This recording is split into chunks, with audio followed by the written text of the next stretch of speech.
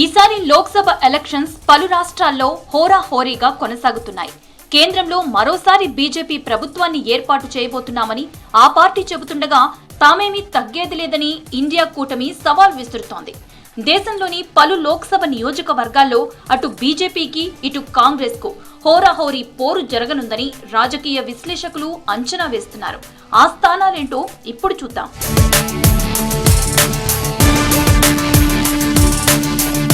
రాజస్థాన్లోని చురు నియోజకవర్గం నుంచి బీజేపీ అభ్యర్థి దేవేంద్ర జుజూరియా పోటీ చేస్తున్నారు. ఈయనపై కాంగ్రెస్ అభ్యర్థి రాహుల్ కుష్వాన్ బరిలో ఉన్నారు. వీరి మధ్య ప్రస్తుతం హోరాహోరీ పోరు నడుస్తోంది. చురు నియోజకవర్గం బీజేపీకి కంచుకోటగా పేరొందింది. పారాలింపిక్స్ లో బీజేపీ అభ్యర్థి దేవేంద్ర 2 సార్లు గోల్డ్ మెడల్స్ గెలుచుకున్నారు. అంతకుముందు 2015లో వచ్చిన ఉప ఎన్నిక, 2019 లోక్సభ ఎన్నికల్లో కాంగ్రెస్ అభ్యర్థి రాహుల్ కుష్వాన్ 3 లక్షల ఓటర్లతో విజయం సాధించారు. లోక్సభ ఎన్నికల వేళ టికెట్లు దక్కని నేతలు ఇతర పార్టీలోకి వెళ్లి టికెట్లు పొంది పోటీ చేస్తున్నారు. తాజాగా రాహుల్ కుష్వాన్ కూడా ఈ మధ్య బీజేపీకి రాజీనామా చేసి కాంగ్రెస్ లో చేరి టికెట్ సాధించారు. ప్రస్తుతం ఆయన చురు నుంచి పోటీ చేస్తున్నారు.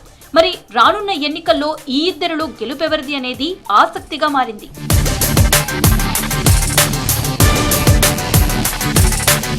అసోంలోని జోర్హాట్ లోక్సభ నియోజకవర్గంలో ఇద్దరు గొగోయ్లు ప్రస్తుతం తలపడుతున్నారు.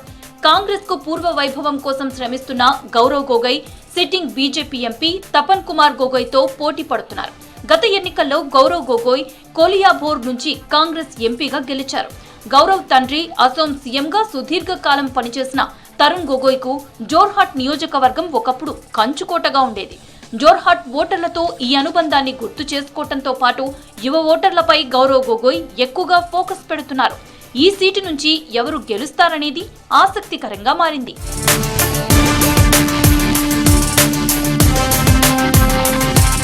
కేరళలోని వయనాడ్ నుంచి కాంగ్రెస్ అధినేత రాహుల్ గాంధీ పోటీ చేస్తున్నారు. బీజేపీ నుంచి కె సురేంద్రన్, సిపిఐ నుంచి అన్ని రాజా పోటీ చేస్తున్నారు. దేశవ్యాప్తంగా ఇండియా కూటమిలో కాంగ్రెస్, సిపిఎం, సిపిఐ పార్టీలున్నాయి.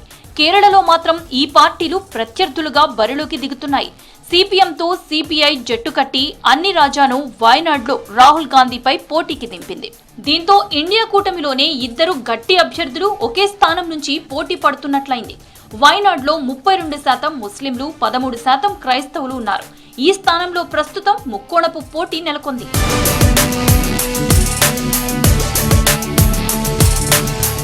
బీహార్లోని పూర్ణియా నియోజకవర్గం నుంచి ఆర్జేడీ తరపున భీమాభారతి, జేడీయూ నుంచి సంతోష్ కుమార్ కుష్వాహా మధ్య తీవ్ర పోటీ నెలకొంది. ఇక్కడ భీమాభారతి సిట్టింగ్ ఎంపీ సంతోష్ కుమార్ కు పోటీగా నిలిచారు. ఈ సీటు నుంచి పప్పు యాదవ్ స్వతంత్ర అభ్యర్థిగా బరిలోకి దిగడంతో ఇక్కడ పోటీ మరింత ఉత్కంఠ రేపుతోంది.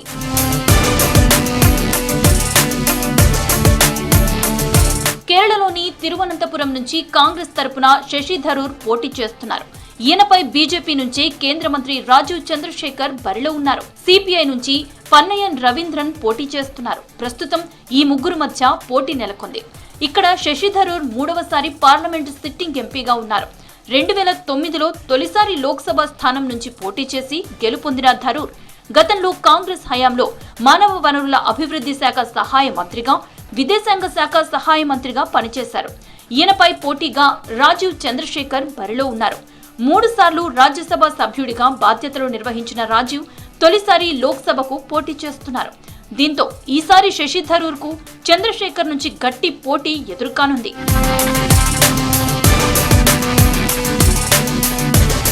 పోలీస్ చిత్రాలకు మారుపేరైన సీనియర్ మలయాళ నటుడు సురేష్ గోపి కేరళలోని త్రిశూర్ నుంచి బీజేపీ తరపున పోటీ చేస్తున్నారు. 2019 లోక్సభ ఎన్నికల్లో త్రిశూర్ నుంచి పోటీ చేసి ఓడిపోయారు. ఆ తర్వాత 2021లో రాష్ట్ర అసెంబ్లీ ఎన్నికల్లోనూ ఓటమి చవిచూశారు.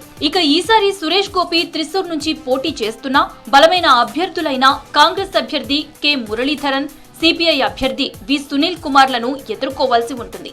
1952 నుంచి త్రిశూర్లో కాంగ్రెస్, వామపక్షాలు మాత్రమే గెలుస్తూ వచ్చాయి. అయితే ఈసారి ఈ సీటులో బీజేపీ అభ్యర్థి సురేష్ గోపికి గట్టి పోటీ ఎదురుకానుంది.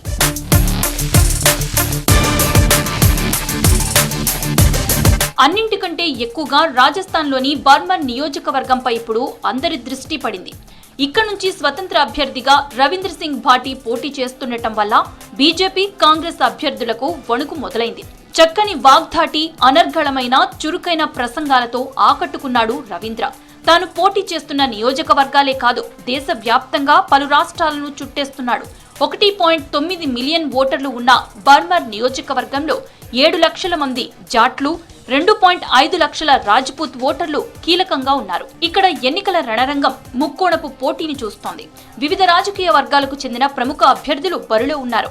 బీజేపీ నుంచి కైలాష్ చౌదరి, కాంగ్రెస్ నుంచి ఉమేష్ రామ్ బేనివాల్ ప్రధాన అభ్యర్థులుగా ఉన్నప్పటికీ స్వతంత్ర అభ్యర్థి 26 ఏళ్ల రవీంద్ర సింగ్ భాటి పోటీలో ఉండటంతో అందరి దృష్టి ఈ నియోజకవర్గంపై పడింది. జయనారాయణ్ వ్యాస్ యూనివర్సిటీలో 2019 విద్యార్థి సంఘం ఎన్నికల్లో పోటీ చేయడం ద్వారా రవీంద్ర భాటి రాజకీయ ప్రస్థానం ప్రారంభమైంది. ఆర్ఎస్ఎస్ అనుబంధ విద్యార్థి సంస్థ అయిన ఏబీవీపీ నుంచి మొదట టికెట్ను కోరినప్పటికీ చివరికి తిరుగుబాటు చేసి స్వతంత్ర అభ్యర్థిగా పోటీ చేశారు. ఈ ఎన్నికల్లో అతని విజయం ఒక చారిత్రాత్మక ఘట్టంగా నిలిచింది. విశ్వవిద్యాలయం 57 సంవత్సరాల చరిత్రలో విద్యార్థి సంఘం అధ్యక్ష పదవిని గెలుచుకున్న మొదటి స్వతంత్ర అభ్యర్థిగా రవీంద్ర సింగ్ భాటి నిలిచాడు. అలాగే బీజేపీకి వ్యతిరేకంగా తిరుగుబాటు చేసి 2023 అసెంబ్లీ ఎన్నికల్లో స్వతంత్ర అభ్యర్థిగా పోటీ చేయడంతో భాటి రాజకీయ పథం మరో ముఖ్యమైన మలుపు తిరిగింది. బీజేపీ కాంగ్రెస్ పార్టీ నుంచి బలమైన అభ్యర్థులను ఎదుర్కొని ఎమ్మెల్యే భాటి విజయం సాధించారు. సుమారు 4000 ఓట్ల తేడాతో గెలుపొందారు. ఇప్పుడు అదే ఉత్సాహంతో లోక్సభ బరిలో నిలిచారు.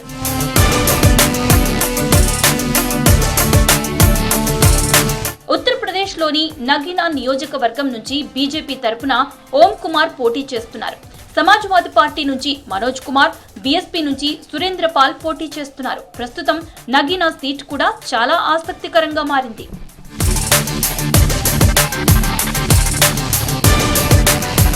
తమిళనాడులోని కోయంబత్తూర్ సీటుపై ఇప్పుడు అందరి దృష్టి పడింది. ఇక్కడ నుంచి తమిళనాడు బీజేపీ అధ్యక్షుడు అన్నామలై పోటీ చేస్తున్నారు. గతంలో ఈయన ఐపీఎస్ గా పనిచేశారు. కర్ణాటక కేడర్ కు చెందిన ఈ ఐపీఎస్ విధి నిర్వహణలో నిక్కచ్చిగా ఉండటంతో సింగంగా పేరు పొందారు. ఎన్మన్ ఎన్ మక్కళ్ అనే పేరుతో, అంటే నా నేల నా ప్రజలు అనే పేరుతో సుదీర్ఘమైన పాదయాత్ర నిర్వహించారు. కోయంబత్తూర్లో గౌండర్ల ప్రాబల్యం ఎక్కువగా ఉంది. అన్నామలైది కూడా అదే వర్గం. అందుకని ఆయన కోయంబత్తూర్ నుంచి బరిలో నిలిచారు.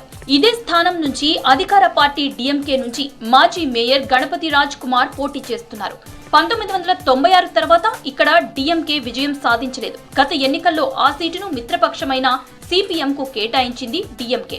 ప్రస్తుత ఎన్నికల్లో తానే పోటీ చేయాలని నిర్ణయించడంతో రాజకీయంగా ఉత్కంఠగా మారింది. అన్నా డీఎంకే నుంచి సింగై రామచంద్రన్ పోటీ చేస్తున్నారు. ఈ నియోజకవర్గంలోని కొంగై ప్రాంతం అన్నా డీఎంకేకు కంచుకోట అని చెప్పవచ్చు.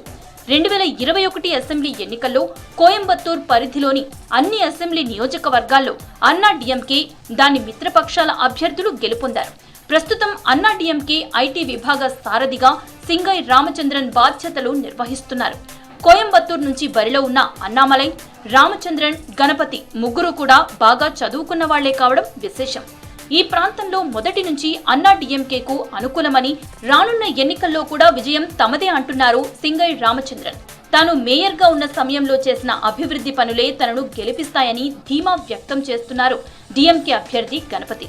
ఇక అన్నామలై ఎంపీగా గెలిస్తే కేంద్ర మంత్రి పదవి గ్యారంటీ అని బీజేపీ శ్రేణులు ప్రచారం చేసుకుంటున్నాయి.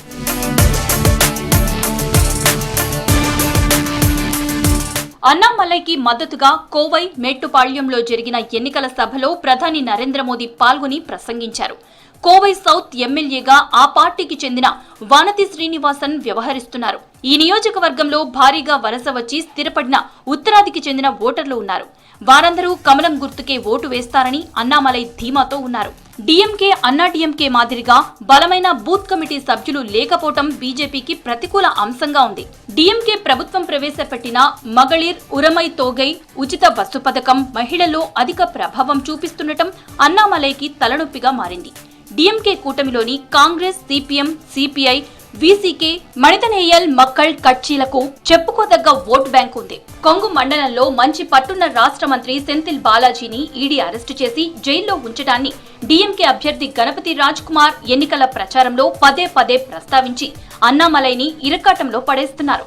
అన్నా డీఎంకే అభ్యర్థి రామచంద్రన్, మాజీ మంత్రి వేలుమణి, డీఎంకే ఎస్డిపిఐ నాయకులతో విస్తృత ప్రచారం నిర్వహిస్తున్నారు. జౌళి పరిశ్రమకు పేరొందిన నియోజకవర్గాల్లో 10 ఏళ్లలో వందలాది వస్త్ర పరిశ్రమలు మూతపడ్డాయి. ఇందుకు కేంద్రంలోని బీజేపీ ప్రభుత్వమే కారణమని ప్రచారంలో ప్రస్తావించడం, ఇది ఓటర్లను ప్రభావితం చేస్తుండటంతో అన్నామలై ఆందోళన చెందుతున్నారు.